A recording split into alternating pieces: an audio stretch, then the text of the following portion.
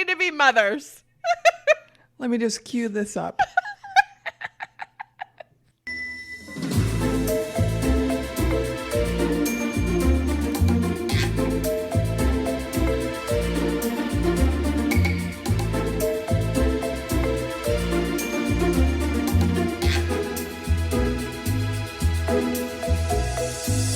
Hello, Beautimus. Ooh, it was weird not starting out by saying something. Hi. Hi. Hi, sweet face. How's your sweet face? Still a face? I love your face. How's your beautiful face? Really angry at one of our two mascots because he's never really an asshole while we record, and right now he just really wants to be. So if you hear any strange clicking or clacking, please know that Axel has decided that my boom is his personal ass scratcher right now. Wow, yeah, that's super weird, other than crawling into our laps and wanting all the attention. I know, he never messes with my boom. And then on the other hand, Static is like, Mom, I must fuck with everything. Yep, kittens. How was your day today? Super busy. Was still working right before logging on. Were you really? Mm-hmm. I love you. It's been a crazy day. I believe you. I believe you. Do you want to tell me what you're drinking to go along with your crazy day? Sure. Wow, we're diving right into it. So I picked these in my 6 pick, but I gave Nick a choice of which one of these I should drink tonight because it was between 2 fruit drinks. Okay. Or like fruit-based drinks. And this one is called Stoob's Bloobs. It's a milkshake IPA by a brewery that I got wrong previous time. It's Barrel 41 Brewing Company. Okay. I was going to say, are those the same people with the cookie dough spoon beer? Yep. Nice. Is it delicious? It is really delicious, and normally I don't like blueberry. Normally I don't like blueberry flavored things, so the fact that I like it is interesting. I like blueberries fresh, but I don't like them in like pies, or I like blueberry muffins, but that's about it. I'm picky with my blueberries. So you're a blueberry snob is what you're telling me. Apparently, but not for beer. I also am really picky about blueberries. I don't love it when they're hot. I don't love it. I don't love hot blueberries. Hot blueberries freak me out. So I totally understand when you were like pie. I'm like, meh, you're right. But, okay, so I recently had a cupcake that had blueberry pie filling, but like on this cupcake. That was superb, but I don't like it in a pie. I don't know. I'll give you all of those if I ever encounter them. Excellent, and I will love you forever for that. What are you drinking tonight? I am also drinking a fruit beverage. And actually, there's a small backstory to this beverage because today we released our new logo for our series, right? We released our Girls Just Want to Have Fun logo, and we were talking about it with Miss Melissa, and you had made a comment about wanting to be a plant mom so bad, but you are not a great plant mom. And I'm sorry, could you just for our listeners' sake tell everybody what you said about being a plant mom? You mean the fact that I've killed a cactus? I do mean that, yes. I do mean... Oh, okay. I do mean exactly that. I do mean that. Because guess what I'm drinking? A cactus beer? A cacti. Aw, what is it? It's a agave spiked seltzer. It's 7% alcohol. It is pineapple flavored. And holy fuck. Oh my God. It's so good. It's so fucking delicious. It's so pineapple-y and good. And honestly, I had sent Kayla one of these in her mystery box, except hers was coconut. And now I'm like really jealous that I sent her the coconut one because I love coconut. And I know that she also loves coconut, so I'm not mad that I sent her that one, but like, shit, if the coconut one is even half as good as the pineapple one, I'm going to be set for life on seltzers. I swear to God. Nice. So the brand is Cacti? Yes, the brand is Cacti. It is 1% juice. It's 100% premium blue agave from Mexico. It's really, really fucking great. It says cacti is made with 100% premium blue agave from Mexico and natural flavors for a refreshing and bold taste. And that is exactly what it is. It's very refreshing, but the pineapple, they killed it. It's not syrupy like a Truly or like a White Claw. It's a lot more refreshing and crisp, sort of like a press, but the flavor is just pure pineapple. So like just pineapple press, no basil, which we still haven't even found, but delicious. I found the pineapple basil. Correction, which I still haven't even found. I thought I told you, and I apparently created a memory that I brought one to you because I definitely thought I did, but clearly I didn't. So I am truly sorry. You definitely didn't do that shit. No, you know when I got it? I got it when I found my purple haze, and I was so excited by the purple haze that it overshadowed. And then I drank it. And then I drank the thing I was excited to give you. Yeah, I'm sorry. I totally spaced on it. I just realized that. I was so excited to finally find my purple haze. Selfish. It's fine. I forgive you. I love you. To be fair, you told me you would never bring me it if you found it, so I was just paying it back. I mean, at least I was upfront about it. I didn't get it for you and then not give it to you. I straight up told you I would not give you that shit. Also, hey there, dear listeners. If you're new here, welcome. I'm Allie. I'm Celeste, and this is our friendship, always. We're taboos. We discuss taboo topics. Clearly while drinking, and lots of fucking swear words. And in this month, we're covering topics related around girls just wanting to have fun in their reproductive choices. Girls just wanna have fun. I feel like I should sing it at least one time per episode throughout the series. I'm okay with that. I'm never saying it. It's going to be my goal to get you to do it. Last week was covering those that are child-free by choice. Celeste, would you like to talk about what we're talking about today? Because I can't say talking about more. Wow, you double dipped on my intro. You double dipped on an intro that wasn't even your intro. I am amazed by your talent, my love. I wasn't aware that we were assigning intros. Noted going forth. I just didn't know I didn't know you were gonna segue into my episode, which I'm here for. I'm not even mad. But then you did the double dip while you were doing it, and I just got confused. All I was trying to do was Vanna for you. I appreciate you. I appreciate it so much. So actually, yeah, let's talk about what we're talking about.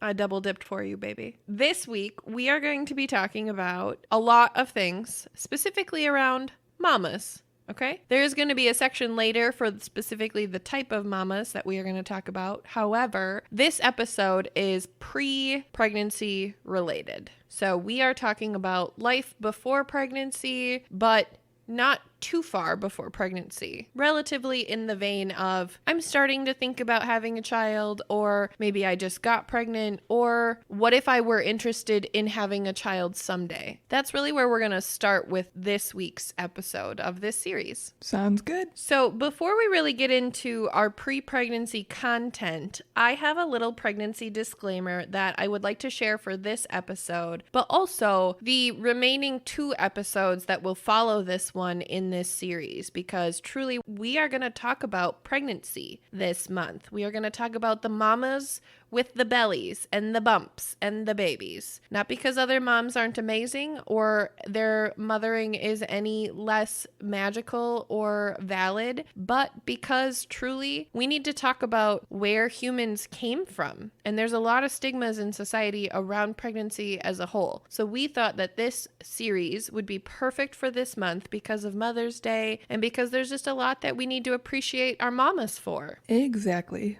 This week's episode will have a content warning as we will be discussing topics related to pregnancy that may be triggering for some listeners. Allie and I want everyone to hear us say we support everyone in their journey to have a family in whatever that means to you, our listener. We empathize with mothers who have faced infinite scenarios simply because we are mothers, and we hope you empathize with our scenarios as we will be sharing them with you throughout this episode and this series as a whole. Being a mother is so many things. It can be incredible things, hard things, tragic things, weird, lonely, crazy things. But above anything, being a mother can be a truly beautiful thing, and that's how we intend the following information to be perceived. Allie and I are in no way presenting any of the information in this episode as medical professionals, and above any advice we may give, please always do what is right for you and consult with your doctor with any medical questions. So without further ado, the Taboos team proudly presents Phase 1, Pre-Pregnancy. Ba-ba-da-ba. Oh, look at you and your little trumpet. I love your trumpet. That's all the sound effects you're going to get. I'm here for it. So I wanted to define this episode truly with the concept of conception. Conception. Look what I did there. Conception is defined by the action of conceiving a child or of a child being conceived. Cool. Let's talk about the medical definition because I think that that's a little bit more relevant and a little bit more important for this topic. So sperm that comes from a male fertilizes the egg that comes from a female. Sperm, egg, sperm. And now we're having a baby. Ready or not, here we go. Whee! You said we. I don't know, I felt like we were on a roller coaster. Okay. All right. I'm fine. Everything's fine. I work here. It's fine. That felt like somebody was telling me to buckle my lap belt in and get ready for the ride. Girl, that's probably what most people should recognize about getting pregnant or even acknowledging pregnancy is a thing because it is a fucking ride. So I don't know. I'm still dying over the fact you said it. Okay. All right. Here we go.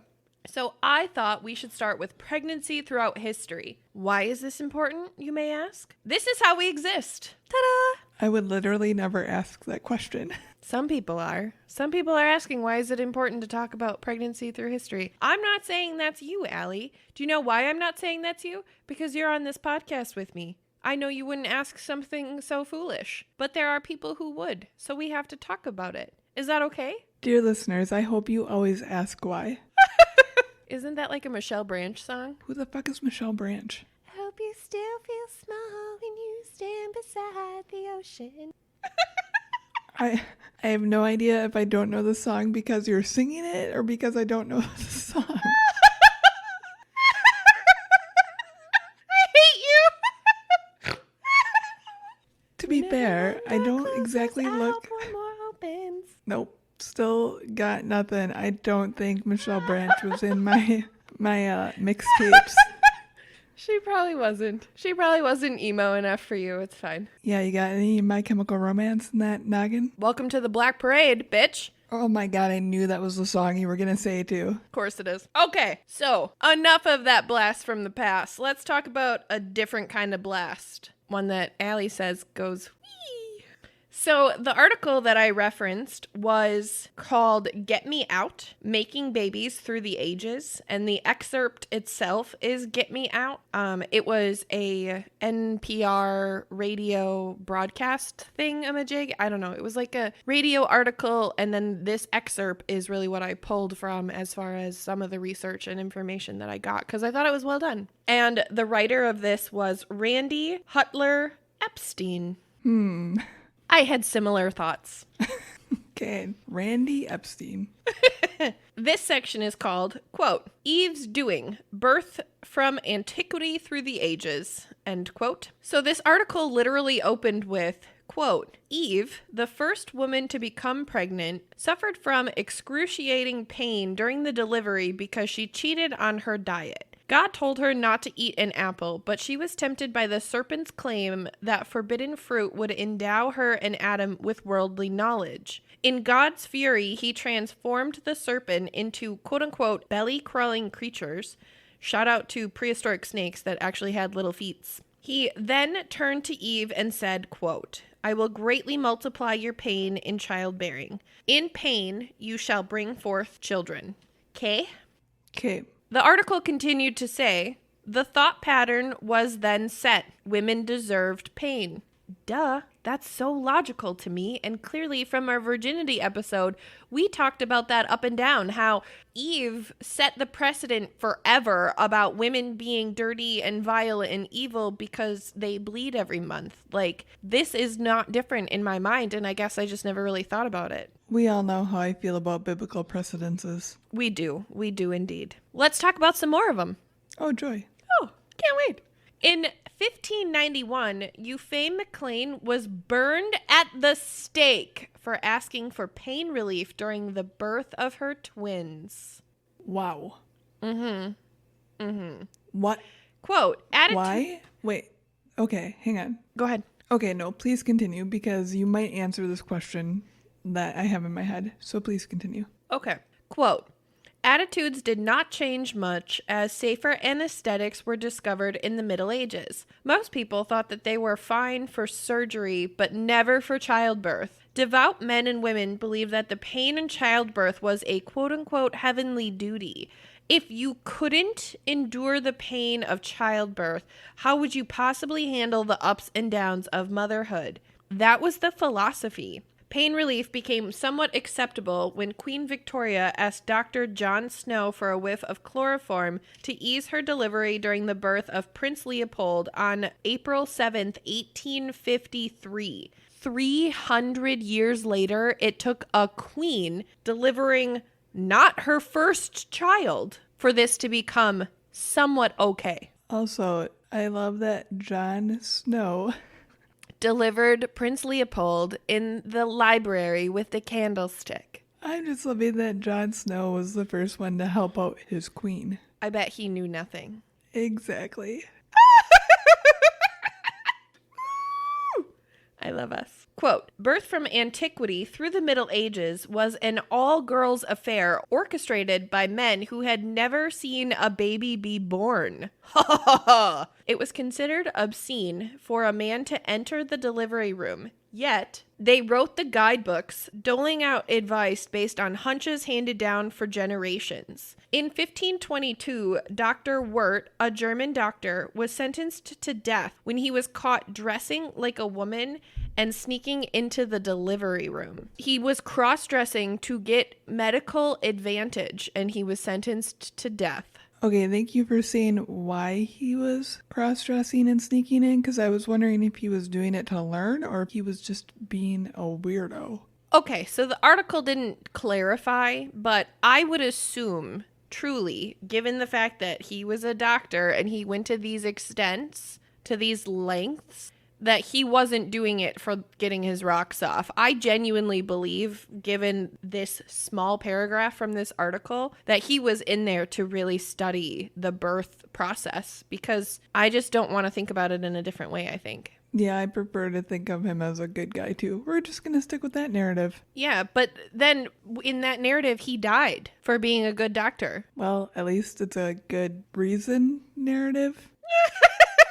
All right, moving on. What was interesting about sex, pregnancy, and labor was that the perspectives that defined these concepts were that of men's perspectives.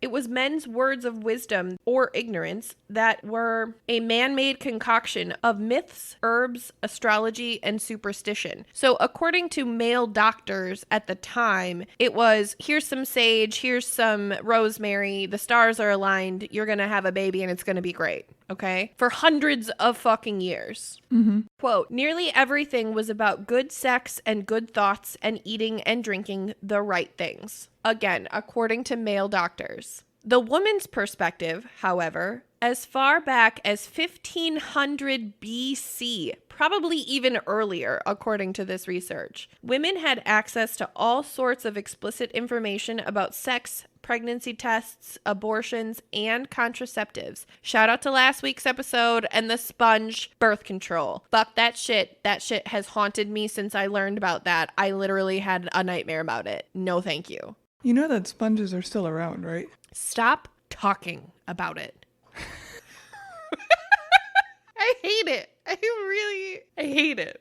Quote, for the first millennia or so, women relied on the same traditions and rewritten, told, and retold with very little change. Centuries after Hippocrates, Aristotle, and Galen were long dead, doctors were rewriting their words of ancient wisdom with very little thought to the fact that the wisdom may be outdated. Medical authors were scribes, not enlightened experts, and certainly not investigators. Pregnancy advice in antiquity was virtually the same advice doled out in generations later to medieval women. So from antiquity, which is basically Adam and Eve, until the medieval times, pregnancy was like a one-size-fits-all brochure. Sounds like a great plan.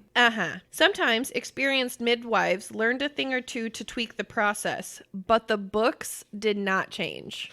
That's a concern, just so everyone knows. Well, yeah, of course, because women weren't writing the books. Nope. In fact, the article went on to say this. Women were told how to speed a labor, which was really a concoction of herbs. What to eat, which was nothing too spicy. What to drink, not too much wine. And what to think, no angry thoughts. Women were told how long to breastfeed and when to hand the baby to a wet nurse. They were told to have enough sex because, quote, a splash of sperm moistens the womb. They were also told not to have too much sex because it, quote unquote, wears out the baby-making machinery. Quote, in France, pregnant women rarely left the house after dark because they were told if they looked at the moon, the baby would become a lunatic or a sleepwalker. This was medical advice for hundreds of years.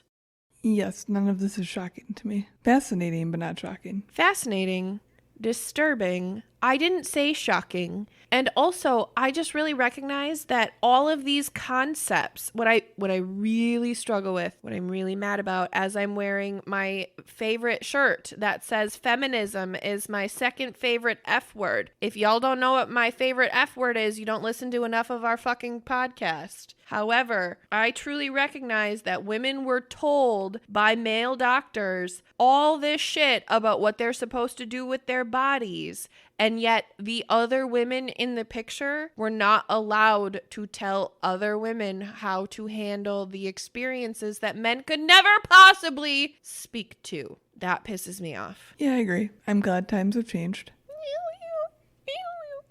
Quote, sex during pregnancy was considered dangerous to the growing fetus because it drained a woman's vital juices that should flow to the baby. That one I thought was interesting. I hate the term vital juices. I don't disagree with you. But that one I found interesting because, you know what? When I was pregnant, I remember that myth being in my mind. I'm not saying I believed it, but I do recall asking the question out loud to, I didn't have magic hands at the time, but the OB that I had at the time, I remember asking her, like, can I have sex while I'm pregnant? And she was like, definitely.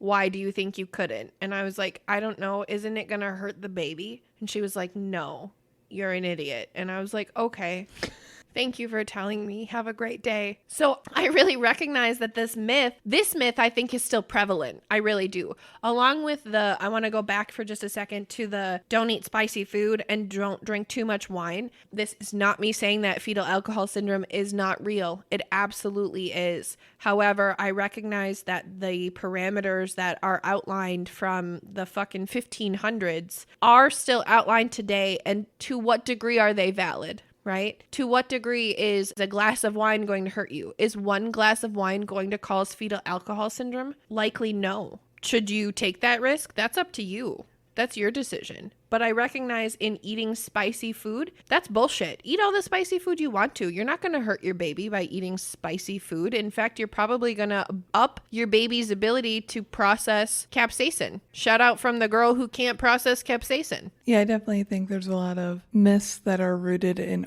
old beliefs that are still kind of around today, not in the same form, but similar forms. I would agree completely, including this next one, which I thought was really interesting. Quote, too much intercourse caused children who would be, quote unquote, defective in vital and other qualities, ill-tempered, sickly, and short-lived. Okay, so again, don't have sex once you're pregnant. Another myth is that smart parents made smart children, but again, only if they didn't have too much sex. Otherwise, their little ones would be born with higher intelligence than normal intelligence, but they would be weaklings and die before the age of 10. Wow. As always, moderation was key, but no one said what the quote-unquote natural amount of sex was. So moderation was completely subjective. And who determined moderation? Do you want to guess? Please guess, please guess, please guess. Doctors? White men. Uh-huh. So that's what I got from that article. And then the article got very opinionated and I didn't love it as much anymore, but it was still a really interesting read. So if you're interested in the tone of that information, please go check out that article. It was really great. Again, it was like an NPR thing. I don't know. Shout out to NPR. Sorry, we're your competitor. Yes. Sorry, we're your competitor. We are. We're part of the problem. We're part of the podcast machine that is killing NPR. I own that. I can't ignore that. That makes me feel bad. Us and our 8,000 likes. Except for their very successful podcasts. Except for that. All right. So then we switched gears to this news article that was called The History of Childbirth, which was found on birthinginjuryhelpcenter.org. So this was really broken down into a lot of categories, but specifically I pulled from the midwives and folk medicine category because I really wanted to get my hands around if doctors were saying don't drink wine and don't have sex, but have some sex because it moistens the womb. But I wanted to know how we have lived for millions of years because honestly, if it were up to those fucking dudes, we probably would have been extinct a long time ago. I really believe that. So who do we owe this credit to? Midwives and folk medicine. Truly, throughout history, we do. Since we know men, quote unquote, couldn't be present to deliver das bebe, who was? Instead of doctors and nurses, women were attended by relatives and midwives who supported them as they delivered and offered what remedies and strategies they could. Knowledge of midwifery was passed on from one generation to the next by members of a community. Eventually, books were written and published on the subject. By who? I wrote that. I don't know. I was like, I do not have a guess. I know. I don't either. I think I meant to say it like, by who? That is how I meant to say it. Like, who published and wrote these books? Because it wasn't women at the time. That is how I meant to say it. There was no clue. In some societies, aspiring midwives entered apprenticeships. Some midwives worked from time to time when needed in the community, while others traveled long distances from house to house and were employed regularly. If complications arose, they called for a logical physician who assisted with his medical instruments. Midwives were sometimes responsible for taking the child to baptism while the mother rested. They also played a legal role in documenting when babies were born and who the parents were, which I thought was really interesting. I had no idea that that was ever a function of midwives. I think that's super cool. Yeah, that's a lot of tasks. And at the time, for women to be trusted with any sort of legality practice, that's a huge fucking thing. And I just really recognize how cool that is. Also, just randomly taking your baby to church to go get it baptized.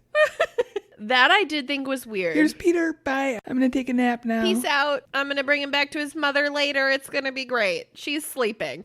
I did think the baptism thing was weird. Midwives knew and helped with the following: herbal remedies that could help mothers with a multitude of problems, how to set up a room and position a woman for birth, if the baby was in the wrong position, how to turn them. So they would do this by checking the position of the baby and feeling the woman's stomach, and then they would check how far the woman was dilated. They could tell the position of the baby in the womb and also determine if there were changes that needed to be made in the span that it would take the woman to completely dilate for birth, which that trigonometry that you can't even use a compass for because it's all inside a woman's belly. That's insane fucking witchcraft. And I think that's beautiful. That's a gift and an ability that I genuinely hope comes back into normalized pregnancy culture, because people who can experience and see things like that, that's just fucking beautiful. Manual turning is still a thing too. Is it? Mm-hmm. I didn't know that. 'Cause I didn't have to have it. I didn't have to have experiences with manual turning. Tiny came out in like 2.2 seconds. So I don't know. She basically like jumped out. I didn't have any manual turning experience. Yeah, that's not the actual term of it. I can't think of what it's called, but I've heard about it, and most of what I've heard about it is would not recommend. Oh. So if any women out there have experienced manual, say the thing. What is the thing? Manual turning. So if they're breech okay. or something, they're not breech any longer. Yeah. Women, if you've experienced this manually, we want to hear about your experience because now I need to know. Now I'm just curious. But for real, like, please, we'll give you our contact information later. But I want to hear from you. Please at us. I want to know if that was a painful thing or if that was a cool thing. I think it's cool as fuck. But again, I haven't experienced it. So I want to hear from you. Please and thank you. Love you. All right. Using oiled hands, they would help stretch the woman's tissue before delivery. That one I can speak to. Shout out to Magic Hands because he legitimately like massaged my tissue for a while before I delivered Tiny. And I genuinely believe that that was part of the reason why when she came out so quickly because I was so relaxed and he had taken such good care of my body, right? In I know this sounds really weird because we're talking about my OB, but seriously, he had prepped me so much and prepped my vaginal opening so much for intense pressure that I really think that that was part of the reason why she slid out like nothing because my body was ready to do that. Mm-hmm. I definitely know that the other OB that I had would not have done that though because I had 2 OBs in the shift that I was there. I'm glad Magic Hands appeared. Me too. He saved me that day. A wild Magic Hands appears. A wild Magic Hands in his natural environment. I love our labor story in general, so stay tuned for our labor stories because I love my labor story. But yes, Magic Hands. Shout out. Love you forever. Appreciate you. After a child was born, they would stick around for about a month and help the mother with skills like breastfeeding, which I also thought was really cool and not something that I recognized that midwives did, which, like, why would we get away from that? I hate the idea that especially new mothers leave the hospital with their baby and there's a possibility that they go home to no one who has any idea what to do. And I don't even mean that in like a bad way. I just mean like, what if this is the first baby in the family in a long fucking time and you don't know what to do? Or what if you're not close with your parents and you don't know what to do? Like there's just so much that goes into caring for an infant human being, along with the fact that you just pushed out a watermelon from a part of your body that really only gets the size of a softball. So seriously, there's a lot happening. And I think that women should be allowed, if not entitled, to ask for help and support in those first couple of weeks after having a baby. I agree. And we'll cover this in our post-pregnancy episode, but I'll just say midwives are still doing a lot of this and are 100% kick-ass. Shout out to midwives. We fucking love ya. Quote, apart from the advice of women, childbirth and medicine in general was something that of a wild west for a long time. Women were told, for example, not to think strange thoughts. For example, if you thought about monkeys, you would have hairy children. Okay. Uh-huh. Yeah. Mm-hmm. Mm-hmm. But maybe that's why Moose is such a big boy, because you thought about Moose.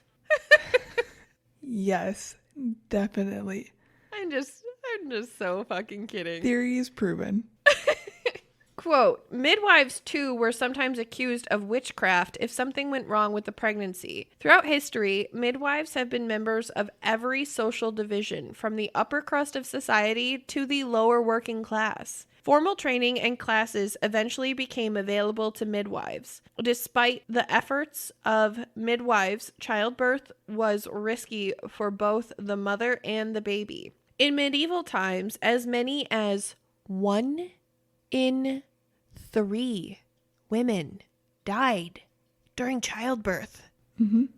Oh my God. 1 in 3 women. Holy shit. It was so dangerous that young women would write their will when they discovered that they were pregnant. How sad. How sad.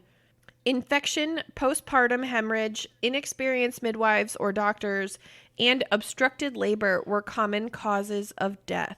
Something that is clearly evident by artistic representations and continuing traditions is that women have not exclusively given birth lying down. Carvings and illustrations all the way back from ancient Egypt until recent centuries depict women giving birth in standing, squatting, kneeling, and sitting positions. Quote, some form of quarantining the mother before or after birth is also found in many cultures from Latin America to China, which I did not know. I didn't realize that there was like a quarantine period associated with birth in, again, either before or after in other cultures. I thought that was interesting. I'm familiar with it after, not before, though. So that's really interesting to me. I really thought about that as I was writing it, and I recognized that after is a health concern, right? Like infection, and I totally get it from that perspective. But I was really thinking about like what would be the advantage of a quarantine beforehand? And I thought of two things. One, perhaps making sure that the mother herself is completely free of risk or infection or exposure. And then little spiritual hippy dippy Celeste kicked in and said, I'm actually really curious also if that quarantine beforehand was that of a spiritual nature, in the sense of really cleaning your energy, making sure that you yourself are ready on every single plane to have a baby. Both Latin American and Chinese culture are both very spiritual and very religious, right? Like that's a whole spectrum in those cultures. So I'm curious if that had anything to do with it also. I remember reading something about, because it's still prevalent today in Asian culture, but I can't remember exactly how or what it pertains to and how it occurs. So I'll look more into that. I would love that, and we can share that later in our series. Stay tuned. So the next section is about anesthetics. Anesthetics showed up around the mid to late 19th century. Shout out to not being able to fucking use them, though, because again, that wasn't a thing. Even after the queen said to Jon Snow, you know nothing, give me the chloroform. My queen. Quote, during the same period, it was discovered that pathogens are responsible for spread of disease and infections. Doctors developed antiseptics and hygienic practices that drastically reduced deaths from surgical procedures. This made it possible for women to have C-sections without later inevitably dying of infection. C-sections had previously only been used in situations where the mother was not expected to live. Before the discovery of germ theory and antiseptics, doctors caused many more deaths than midwives did because they would not wash their hands between medical procedures, spreading infections from sickly people to mothers and babies. I'm so glad science exists. Shout out to science. But also, here's really what I was thinking about. As I was writing that, I had this little mental Saving Private Ryan moment where I was like looking at the gangrene leg and I was like, okay, let's amputate, scalpel. And then I looked down at my hands as a doctor and I recognize there's gangrene on my hands. Why, just as a human being, would you not wash your hands before touching anything? My intrinsic need. It's not even a cultural thing. It has nothing to do with the fact that I know germs are real. It isn't. Why wouldn't you wash your hands? Why would you want that on your hands? Why do you want that touching you? Just gross. If you grew up not knowing you needed to wash your hands, I would still. No, I would. I don't even, Allie, I would. I hate shit on my hands. You don't look, my hand is hurting because I am thinking about shit on my hands. I can't even open it. I would wash my hands always. I would spit wash my hands. Look at how much it's hurting. There's pain. Mm-hmm. Okay. I had a small panic attack about it. I would wash my hands. Okay, let's move on. Quote, by the 1950s, 88% of births occurred in a hospital with a physician. Women were treated by nurses and doctors and laid horizontally during birth instead of kneeling or standing. So really, I thought that was interesting. By the 1950s, the culture had completely changed, which really wasn't that long ago, sincerely. Mm-hmm. Quote, over the course of the 20th century, women in the U.S. and around the world entered the medical profession in force. They themselves could become OBGYNs, not just men. Love you, Magic Hands. Who is a man? In many countries, midwives and nurses make up more than half of the health workforce. Stay tuned for a later episode. Quote, in the 1970s, the natural birth movement emerged. Mothers began experimenting with home water births along with foregoing pain relief. These women wanted more control and a more personal experience. The movement, however, has been criticized for making women who want to use doctors and epidurals feel like their births are quote-unquote less natural, or like they have never experienced quote-unquote real childbirth. The truth is that nobody should ever make a woman feel bad about whichever childbirth option she pursues. Fucking duh. Yeah, I have thoughts on that. Thoughts to be shared now or in a later episode in this series? Probably a later episode more focused around birth. Stay tuned. Quote, those who are searching for a happy medium between hospitals and home births have the option of using birthing centers. This I loved. I loved this. I actually really want to use a birthing center for my next child and or all future children. Birthing centers are primarily run by midwives and doulas. While midwives can essentially replace an OBGYN, doulas are not medical practitioners. Instead, they act as emotional support before or during delivery. Shout out to all the doulas too. You guys are super necessary and we appreciate what you bring to the birthing experience as well. Yeah, definitely. Quote, so far, we have not perfected the process of childbirth. In some countries where healthcare is inaccessible, death rates for mothers and babies are still really, really high. There are still complications that arise during any delivery that injure mothers and cause children to be born with disabilities. We have, however, come an incredibly long way over the course of just a few centuries for our more than 200,000 years here on Earth. So really what they're saying is in the past 100 years, we have accomplished more and come farther in the birthing process than we have in the 200,000 years that humans have been in existence. Thinking if we've been in existence for 200,000 years. But yes, I agree with the sentiment. Do you want to count on your fingers and toes real quick? No, because we all know how great I am at that.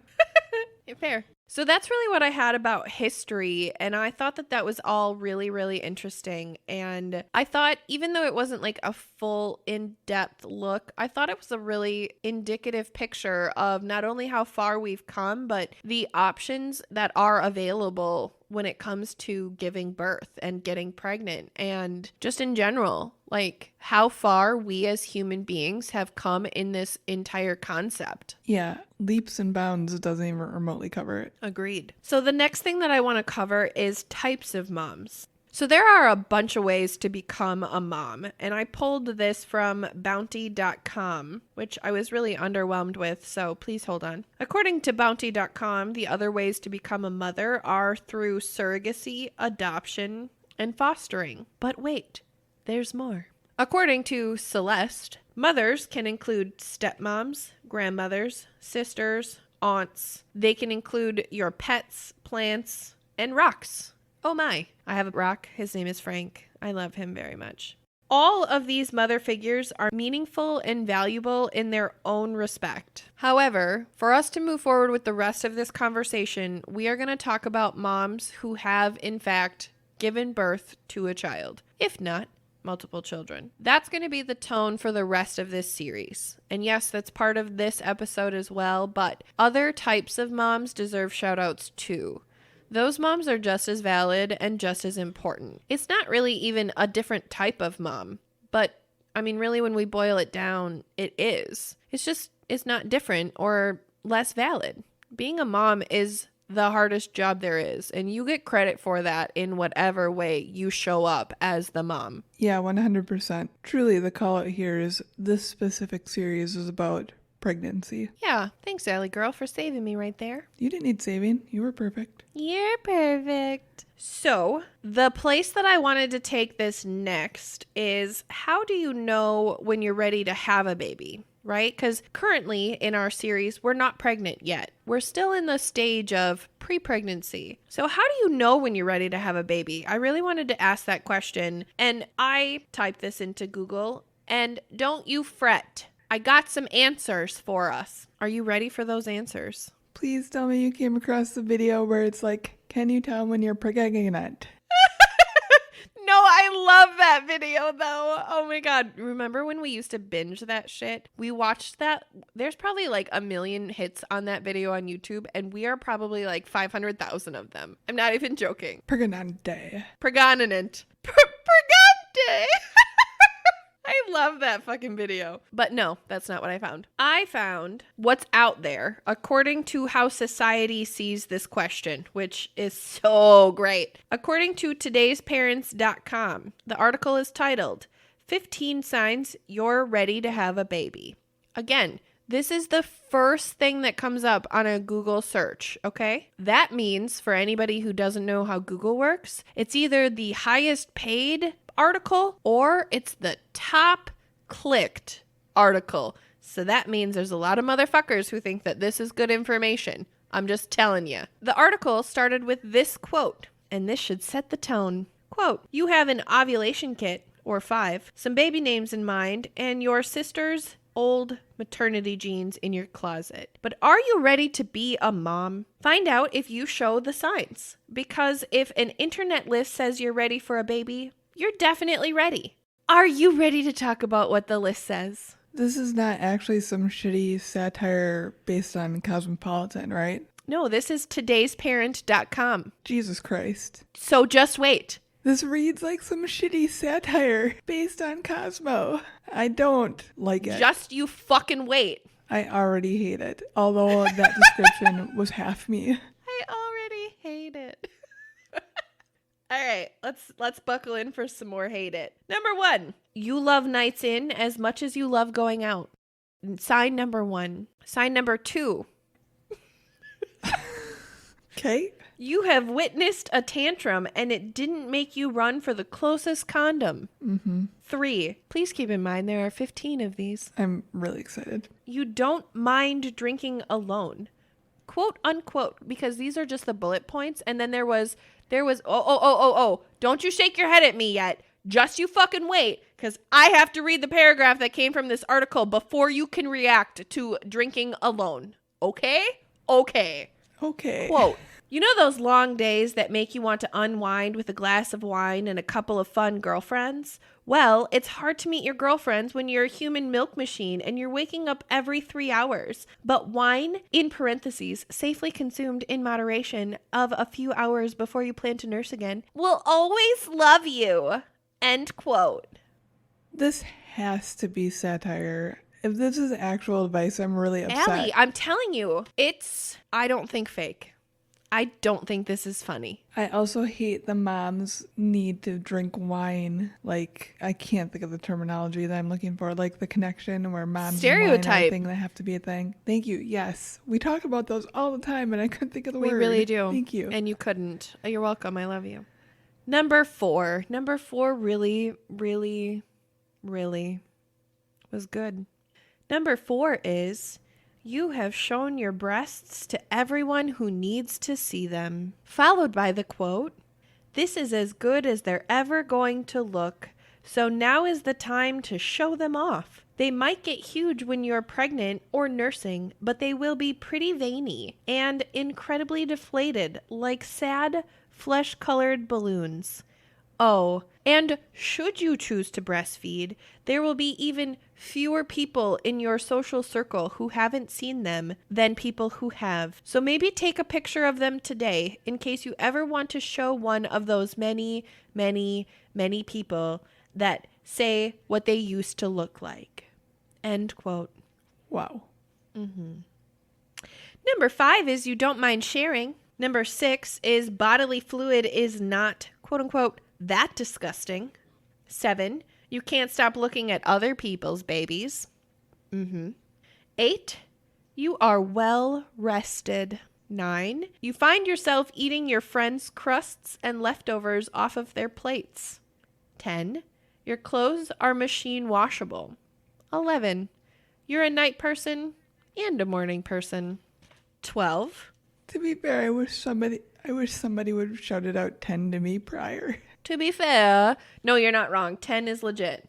10 is legit as fuck. Wash your clothes. Machine washable is not your enemy, I promise. I have so many dresses that are not machine washable, and I would not have survived had I had them while Tiny was a baby, because she was the shittiest baby. I don't even mean a bad baby. I mean, this kid shit constantly. All over me. All over my clothes. Machine washable is your friend, I promise. 12, you don't own any white decor. Dear listeners, I just made a jerking off motion. 13, you have watched at least one full episode of, quote unquote, a baby story. I don't even fucking know what a baby story is. Do you? No. Okay, cool. Do I look like somebody that would watch a baby story? 14, you have watched how other people act around their kids and think that you can do it better. And number 15, you are pregnant. Don't let the above scare you. You will be awesome at this. And then my special guest notebook says, okay, but what if they aren't because they weren't ready? ... question mark. I get that the rest of it was supposed to be funny, but also semi-realistic, but Jesus. Funny, yes, but I recognize that the advice, whether it's right or wrong or satire or not, this advice is what people tell you when you ask out loud to society, how do you know when you're ready to have a kid? When you ask that question of the general public, these are the fucking answers that you get back. And this is fucking bullshit. This is fucking wrong.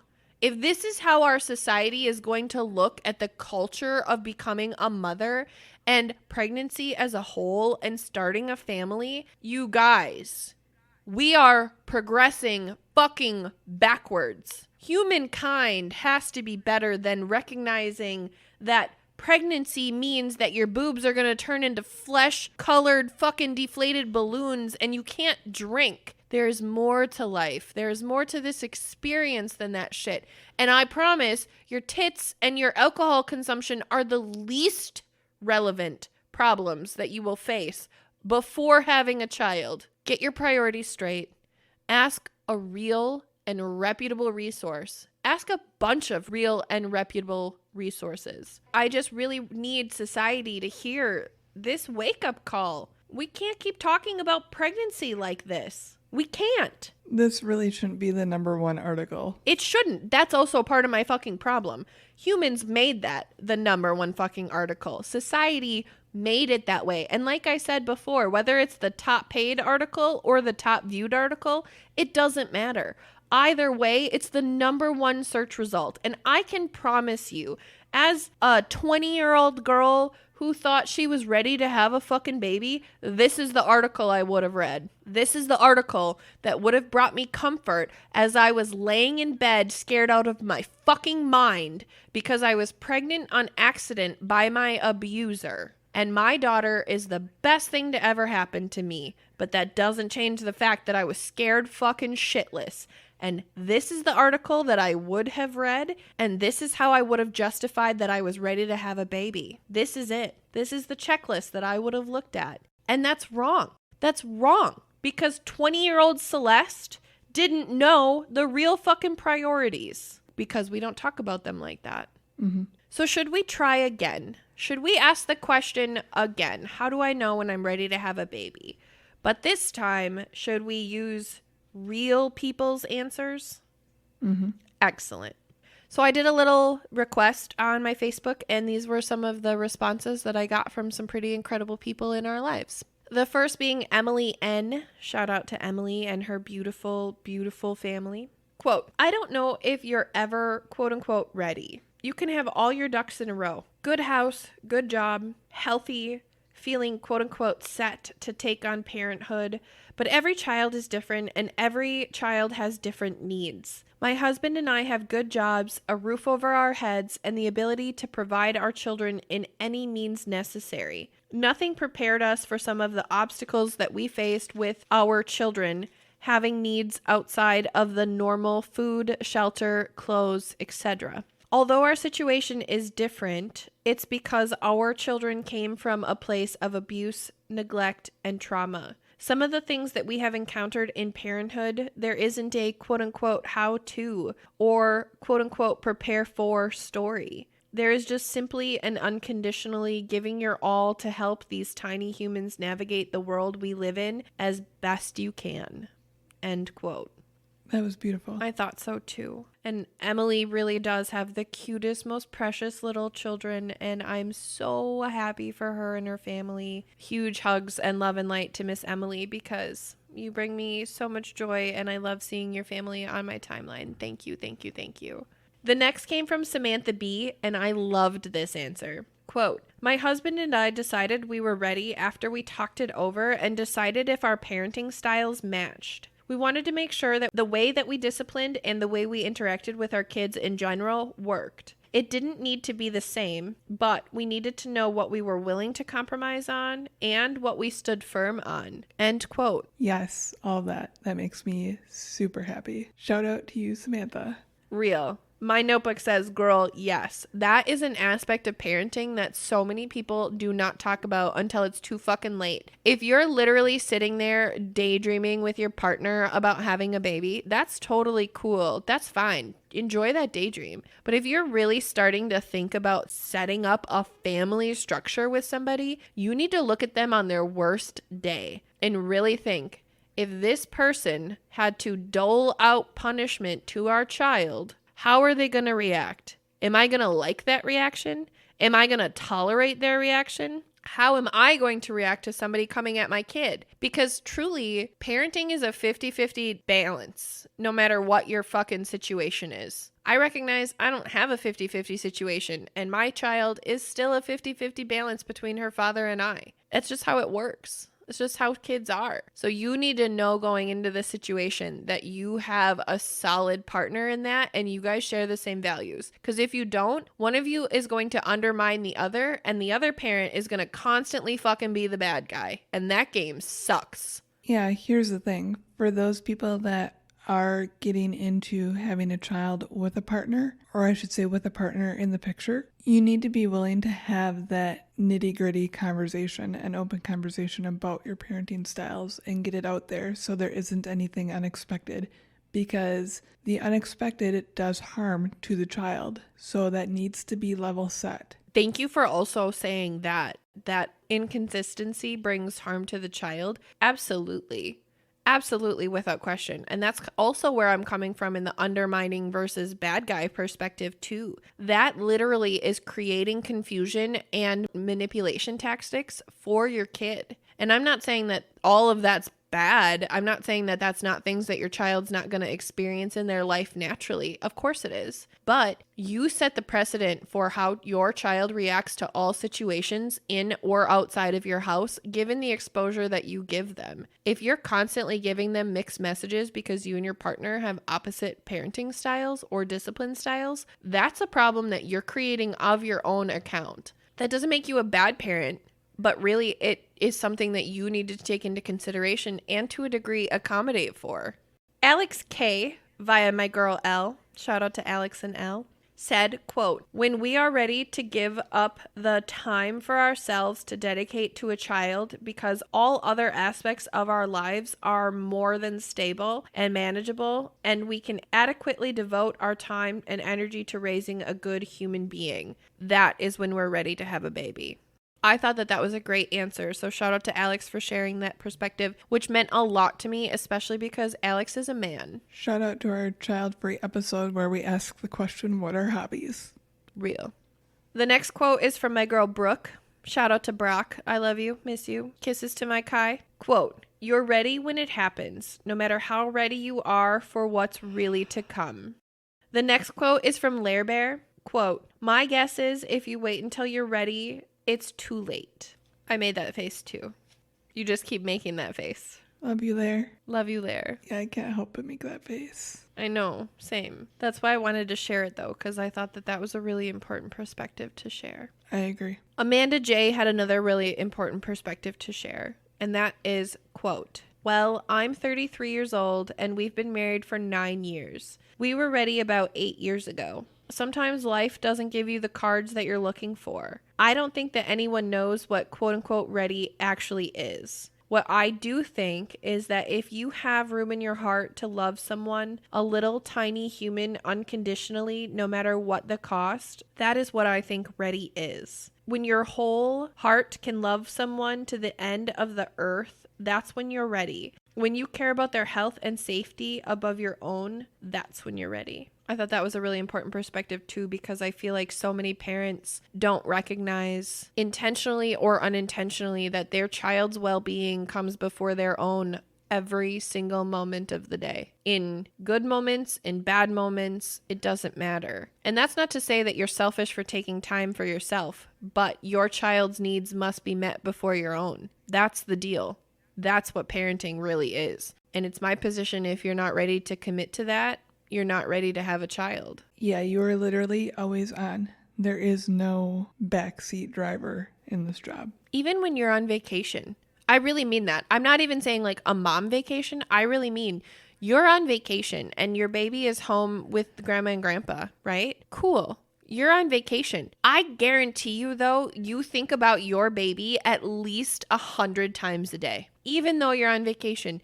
Even though you're relaxed, even though your ass is in the sand and your toes are in the water and you have a cactus, pineapple fucking seltzer in your hand, I guarantee you're thinking about your child, because the job of being the mom never turns off. The job of being the dad never turns off. For people who are ready and accept the responsibility of those jobs, that's not something that goes away ever. And that's how you know when you're ready. That link is something completely different. So this is the part where I ask you what you think it means to be ready to have a baby. So coming from a logical perspective, I would say having some small part of financial stability is always great, just because babies are really fucking expensive. Being prepared to truly give up your time for a while until they are more Independent. Thank you. I could only think of the word individualistic.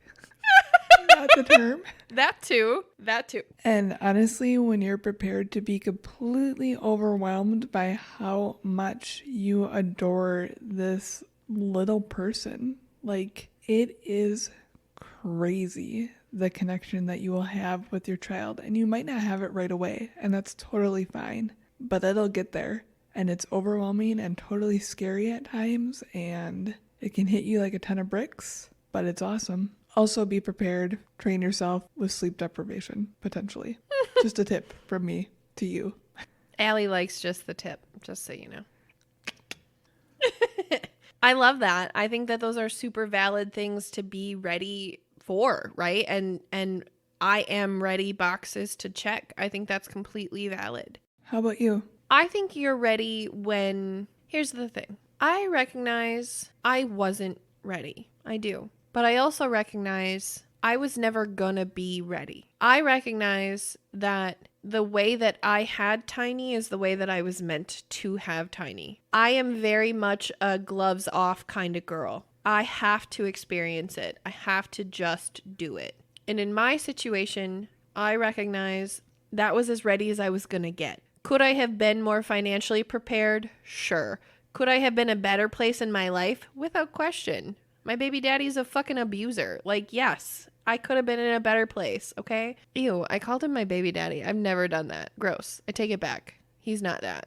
But still, I really recognize I wasn't gonna get more ready. And I think that that's okay to say too. I know I wasn't ready. I know that. But I also know I wasn't going to be more ready. She had to be here for me to understand what this job meant. Because my whole life I knew I'd be good at it. My whole life I've always loved kids. I've always wanted to be a mom. I know that. She was an accident, but at the same time, she was meant to happen. And I know that that's true.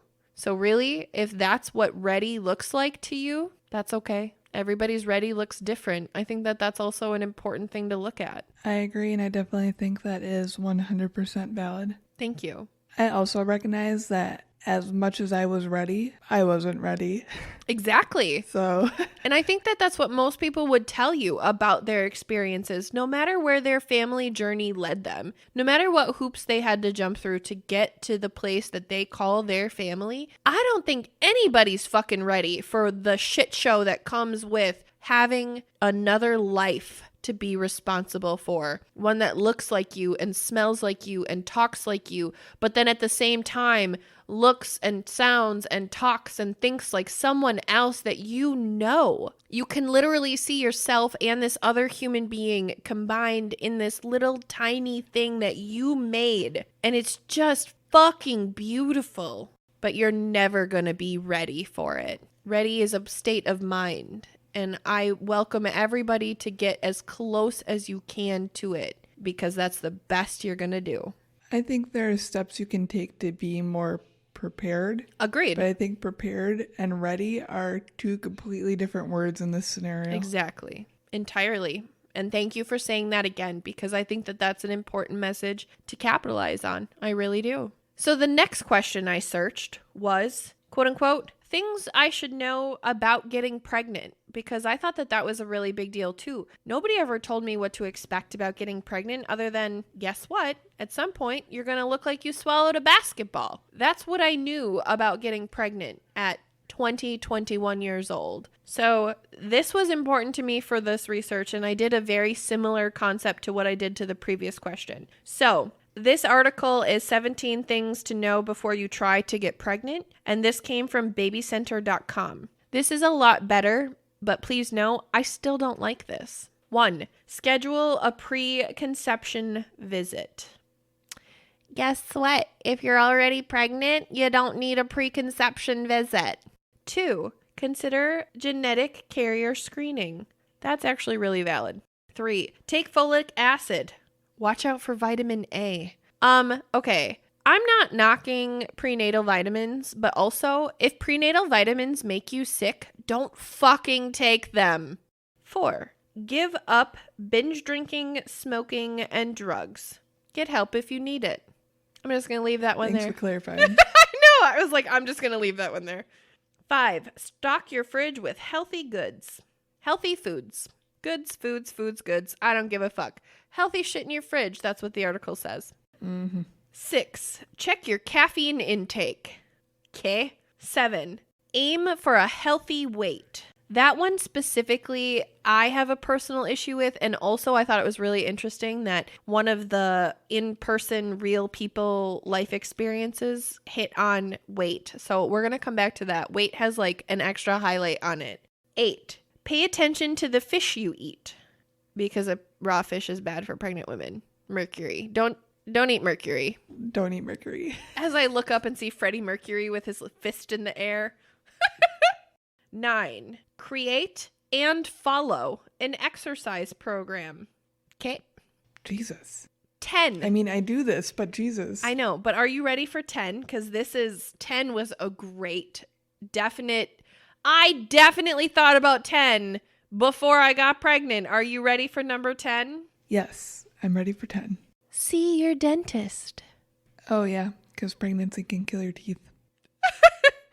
Okay, but is that really a top 17 priority before you get pregnant? Really? To be fair, That's one of the things that a lot of people don't know about pregnancy, so I kind of appreciate the shout out. I didn't know that about pregnancy, so I appreciate that you knew this and that you're giving it a shout out. I retract my sarcasm. Number 11. Consider your mental health. I got pissed that mental health was after the dentist, though. I'm still mad that mental health is after the dentist. I concur. Number 13, avoid infections. I just would like to say maybe number 13 is important always. Jesus Christ, that's my favorite pastime. I love contracting infections. It's my favorite. 14, reduce environmental risk. And then I literally just sort of shook my head. Reduce environmental risk. I get the abusive partner thing, and I understand, like, you shouldn't live in a building that's foreclosed. Like, I understand, but also for people who have already accomplished seeing the dentist because they're interested in getting pregnant. I'm confident that those people don't live in a high-risk environment. They've already gone to the dentist. They live in areas where tetanus shots are needed Regularly. Number 15. Think your decision through. That's only number 15, though. So you got a ways. You don't have to think about it until number 15. There's a lot to accomplish before then. 16. Figure out when you ovulate. And 17. Toss your birth control. Throw that sponge away.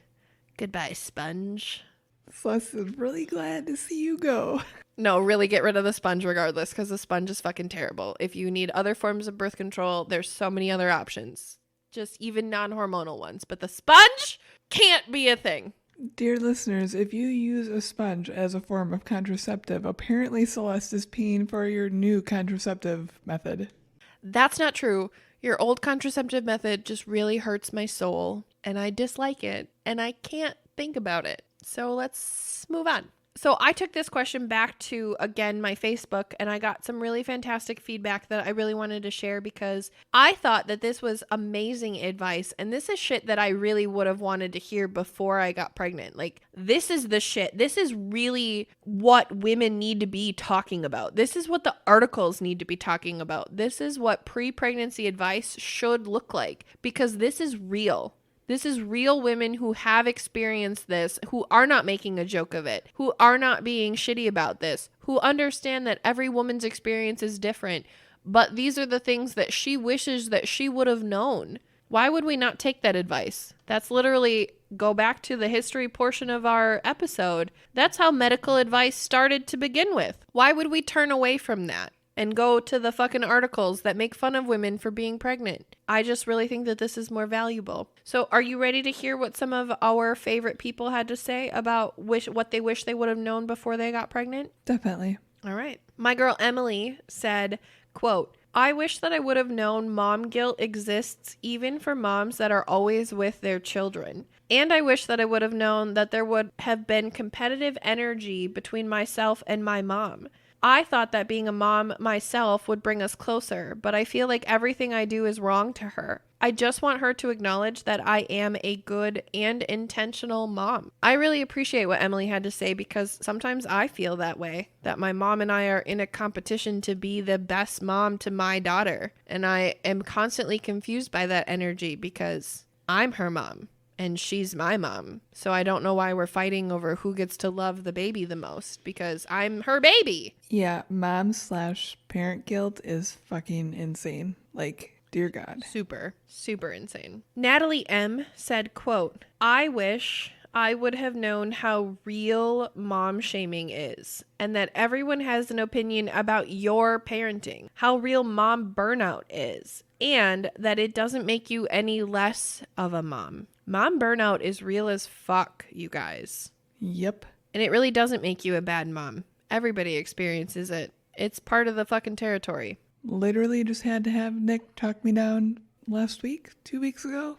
Yep. Somewhere along those lines. Because you were burned out? Yep. That's crazy. And again, nobody warns you that this is coming. Nobody tells you about that part. Janae V said, quote, I wish somebody would have told me how postpartum can come in more forms than just depression. It can make you angry and cause separation anxiety and paranoia. Even if your baby is just in the next room. It can make you feel like you want nothing to do with your baby and then make you feel guilty about feeling that way.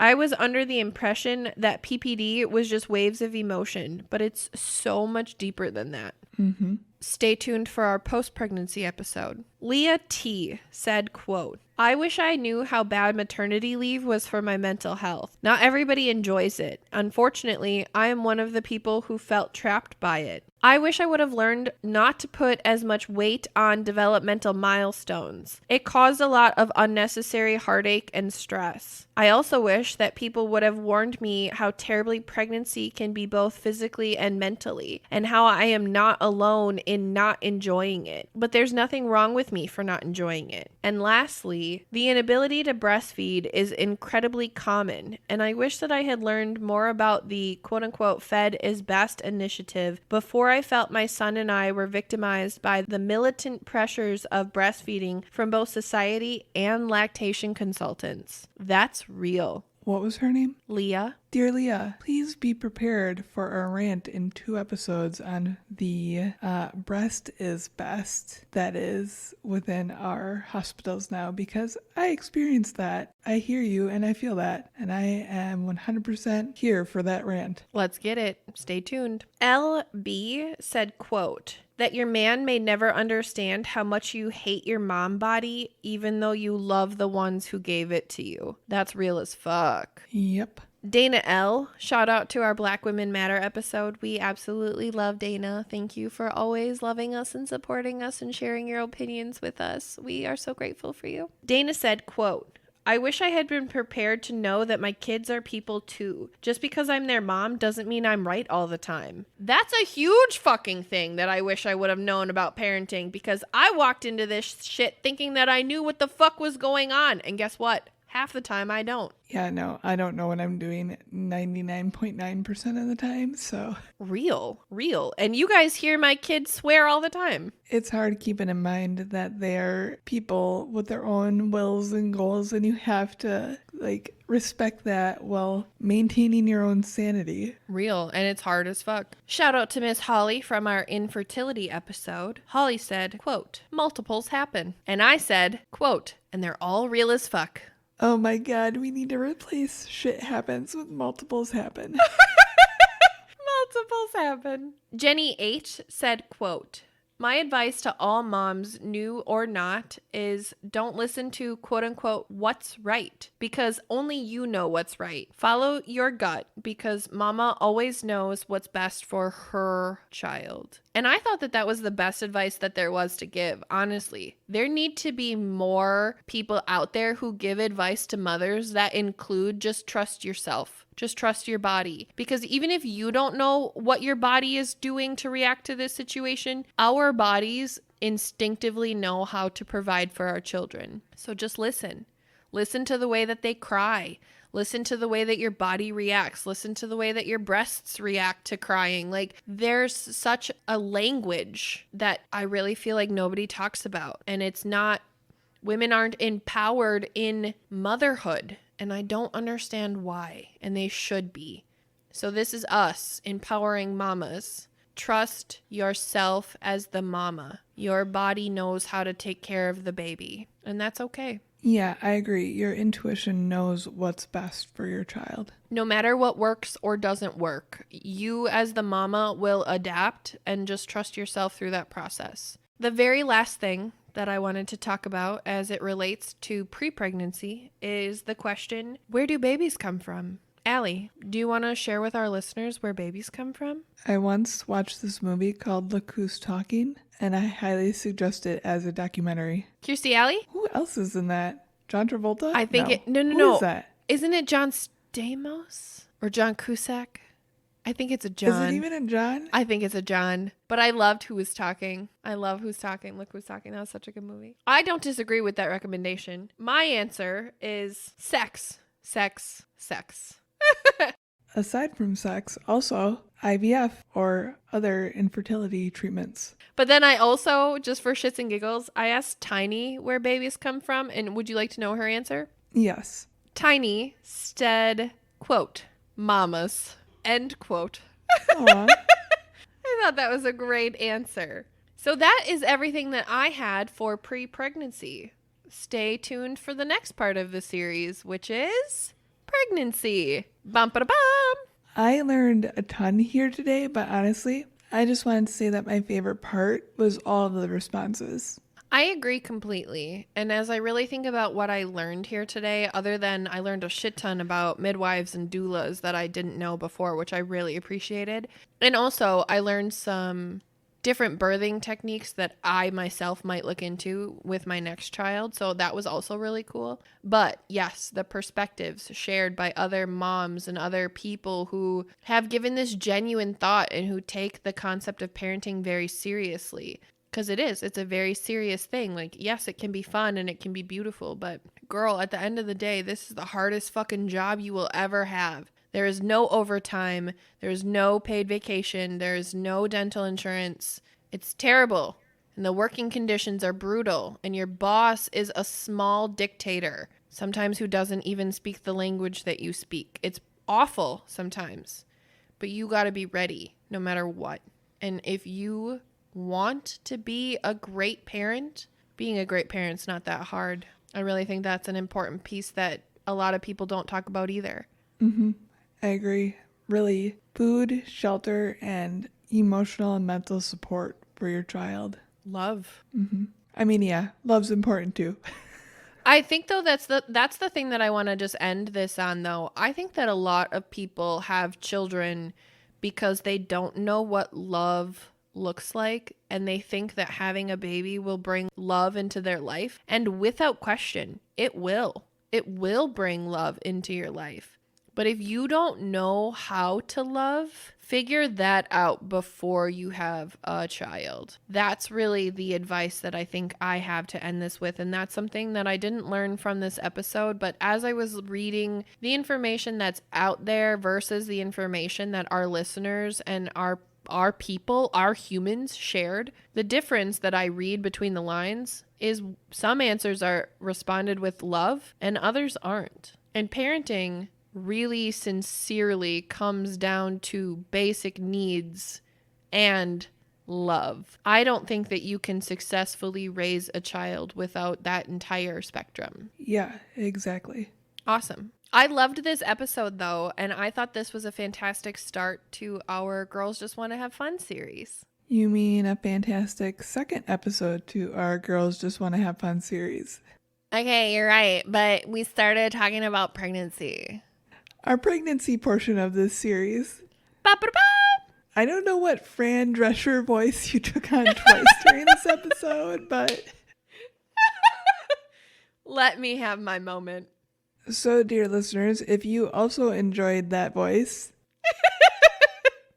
and want to tell us about it, you can reach out to us at our socials, which are Taboos the Pod on Instagram and Twitter. It's Taboos on Facebook. You can email us at taboospodcast@gmail.com. We have a website as well. It is taboosthepod.com. We also have a Patreon where if you would like to help us keep the lights on, that's a thing. That's a thing. It should be on our website. We're doing so good at this. It should be on our website. Yep. If not, it's in our link tree that still exists because it might not be on our website. Surprise, Celeste. Surprise. We'll talk about that later. Awesome. We also have merch on our TeePublic store. We never shout it out, but it's out there and it's awesome because Melissa is an amazing graphic designer. And Real. If you like what you hear, subscribe, share us. We're an indie podcast. That's how we grow from you guys. We never call it to action. Stop looking at me like that. Girl, I'm looking at you because I have 2% battery. Oh my God. Okay, we go. We're going to go now. Okay, we love you. We love you. We love you. We love you. And on that note, you guys, do you Be taboos.